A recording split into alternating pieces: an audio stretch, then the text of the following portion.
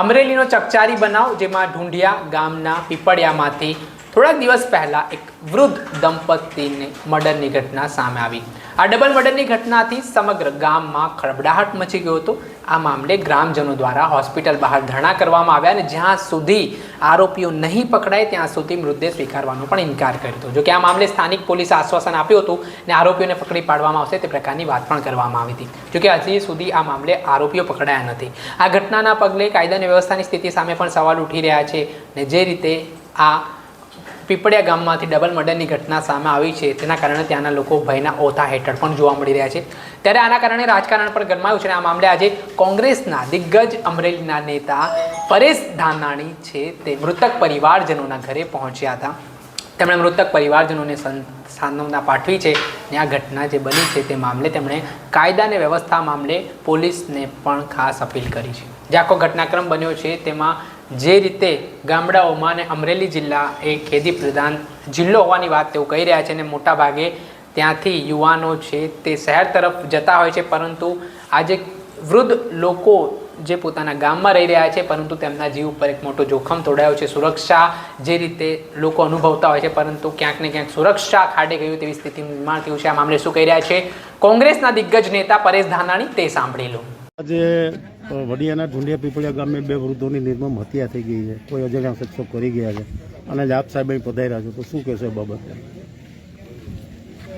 ઢુંઢિયા પીપળિયા મારું વડિયા તાલુકાનું આંડા જેવું ગામ છે અને ગામના પાદરમાં 15 વર્ષથી એકલા રહેતા બે બુઝુર્ગ એવા દંપતીને ક્યાંક લૂંટના ઈરાદે અડધી રાતે ની નિર્મમ હત્યા કરવામાં આવી. આ કરપીણ હત્યાથી આખા પંથકમાં હારેરાતી ગયા.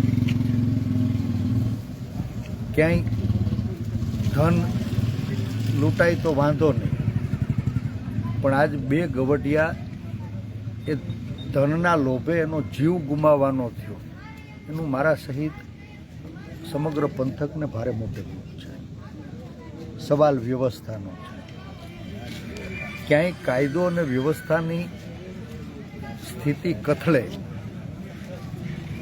ગુંડાઓને, લુખાઓને, લૂંટારાઓને, ચોરોને જો પોલીસનો ભય ન રહે તો સમાજે ઉજાગરો કરવો પડે અને એ ઉજાગરો કરાવનારો કમનસીબ બનાવવા જ ઢુંઢિયા પીપળિયાના પાદરમાં બન્યા.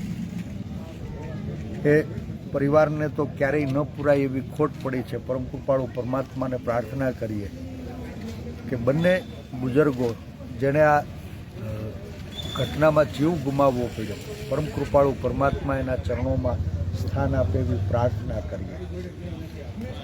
સૂતેલી સરકાર અને તંત્ર જાગે તો આખાય મલકમાં ગામે ગામ હવે ડેલીયુમાં ગવઢિયા વધ્યા છે. અમરેલી ખેતી પ્રધાન જિલ્લો છે.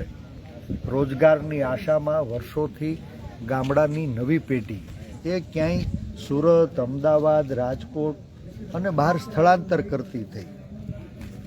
બધાય ગામડામાં મોટી મોટી ડેલીઓમાં શહેરની અંદર સોરવતું ન હોય એવા ગવઢિયા એ ક્યાંય જીવના જોખમે તો પોતાના ઘરમાં નથી રહેતા ને એવી ચિંતા હવે મારા સહિત આખા મલકને સતાવી રહી છે. આજ બે વડીલોને ગુમાવવા પડ્યા, એનો જીવ પાછો નહીં આવે, પણ આખાય અમરેલી જિલ્લાના દરેક ગામમાં આવા 50-100 ઘર જે ગવઢિયાઓ ઉર છે, બીજું કોઈ નથી. શું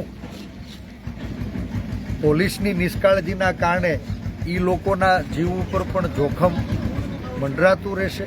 એ સવાલ હવે સામાન્ય લોકોની અંદર થઈ ગયો. આપણે સૌ સાથે મળી પ્રભુની પ્રાર્થના કરીએ. આ કમનસીબ ઘટનામાં જે બે બુઝુર્ગોને ગુમાવવા પડ્યા, પ્રભુ એના ચરણોમાં સ્થાન આપે અને ભવિષ્યમાં આવી ઘટનાઓ ન ઘટે એના માટે જે કોઈ ગુનેગાર હોય એ ગુનેગારોને વહેલામાં વહેલી તકે પકડી એને આકરામાં આકરી સજા આપવામાં આવે, દાખલારૂપ સજા આપવામાં આવે. આ પહેલો બનાવ નથી. આની અગાઉ પણ અમરેલી જિલ્લામાં આવી 2-4 ઘટનાઓ એ ખાંભા હોય, ચિત્તલ હોય, લીલિયા હોય બની છે. પહેલી ઘટના નથી, પણ જો તંત્ર ધારે તો આ છેલ્લી ઘટના જરૂર બની શકે. ક્યાંય તંત્ર અને પોલીસ તંત્ર એનો ભય પેદા થાય, સુરક્ષા વધારવામાં આવે, ચોકી પેરો વધારવામાં આવે, રાત્રિ પેટ્રોલિંગ વધારવામાં આવે, જે બહારના લોકો ક્યાંય આપણા ગામડાની અંદર ખેતી અને ખેતી વ્યવસાયમાં મજદૂર તરીકે જોડાયેલા છે, એનો આવરો જાવરો હગાવાલા એની નોંધ રાખવામાં આવે. આજ ઢુંડિયા પીપળિયાના પાદરમાં ઊભા છે ને પાદરની હામી ડેલીએ 2 ગવઢિયાઓને ગુમાવવા પડ્યા. કરોડો રૂપિયાનો ખર્ચો કરીએ છીએ. કમસે કમ ગામડાની મુખ્ય બજારોમાં જો ક્યાંય સરકારે સીસીટીવી કેમેરા ગોઠવા હોત તો આ ગુનેગારોને પકડી શકાયા હોત. લગભગ 17મી તારીખે રાતનો બનાવ છે. એકલા રહેતા હતા. 18 તારીખે સમી સાંજે ગામવાળાને ખબર પડી કે આપણે ત્યાં પાદરમાં આવી કમનસીબ ઘટના બની ગઈ છે. અને આજ અઠવાડિયું પૂરું થવા આવ્યું છતાં આ જે કોઈ હત્યારાઓ છે, જે કોઈ લૂંટારાઓ છે, એના સુધી તંત્ર પહોંચી શક્યું નથી. ને તે દિવસે રાત્રે પણ પોલીસ તંત્રને સફાળા જગાડીને સત્વરે ગુનાહિત કૃત્ય કરનારા લોકો સુધી પહોંચવા માટે થઈને કીધું હતું. આજે અહીં આવ્યો એ પહેલાં પણ જિલ્લા પોલીસ અધિક્ષકને ફરી ફોન કરી આના તથ્યો સુધી પહોંચવામાં પોલીસ સફળ થઈ કે કેમ પૂછ્યું. દુઃખ થાય કે આટલી બધી જાકમજોળની વચ્ચે ગામના પાદરમાં 2 ગવઢિયાઓને ગુમાવ્યા અને પોલીસ તંત્ર હજી સુધી એના હત્યારાઓ સુધી પહોંચી નથી. અપેક્ષા રાખીએ કે જે 2 ગવઢિયાઓને ગુમાવ્યા છે એને ન્યાય મળે.